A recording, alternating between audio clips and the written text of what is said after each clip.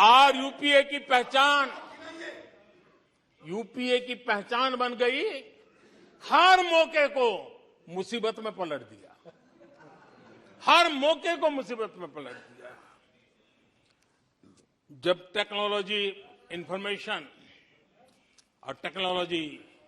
Information का युग बड़ी तेजी से बढ़ रहा था, उछल रहा था, उसी समय ये 2G में फंसे रहे।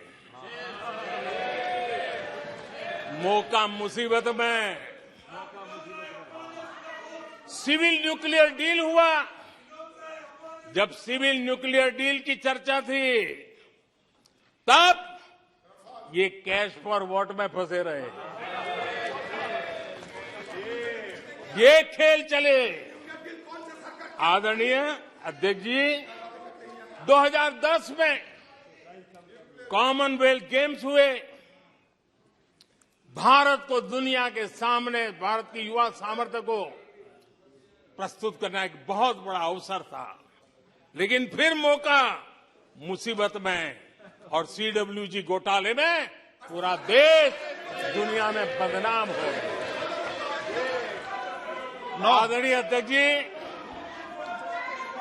ऊर्जा का किसी भी देश के विकास में अपना एक महात्म्य होता है, और जब दुनिया में भारत की ऊर्जा शक्ति के उभार की दिशा में चर्चा की जरूरत थी, इस सदी के दूसरे दशक में हिंदुस्तान की चर्चा ब्लैकआउट के नाते हुई। पूरे विश्व में ब्लैकआउट के वो दिन चर्चा के केंद्र में आ गए। कोयला घोटाला चर्चा में आ गया। आदरणीय अध्यक्ष जी, देश पर इतने आतंकी हमले हुए। 2008 के हमलों को कोई भूल नहीं सकता है, लेकिन आतंकवाद पर सीना तान कर, आंख में आंख मिला करके हमले करने का सामर्थ्य नहीं था। उसे चुनौती को चुनौती देने की ताकत नहीं थी, और उसके कारण आतंकवादियों के हौसले बुलंद होते गए, और पूरा देश 10 साल तक खून बहता रहा। मेरे देश के निर्दोष लोगों का वो दिन गए थे।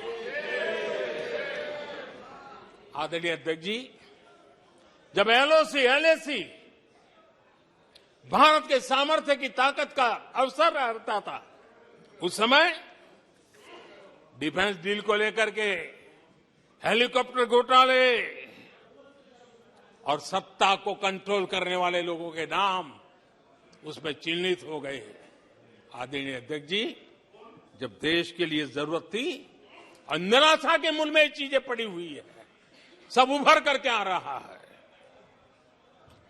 आदरणीय अध्यक्ष जी, इस बात को हिंदुस्तान हर पल याद रखेगा कि 2014 के पहले का जो दशक था, द लॉस्ट डेकेड के रूप में जाना जाएगा, और इस बात को इनकार नहीं कर सकते कि 2030 का जो दशक है, ये इंडियाज डेकेड है। पूरे विश्व के लिए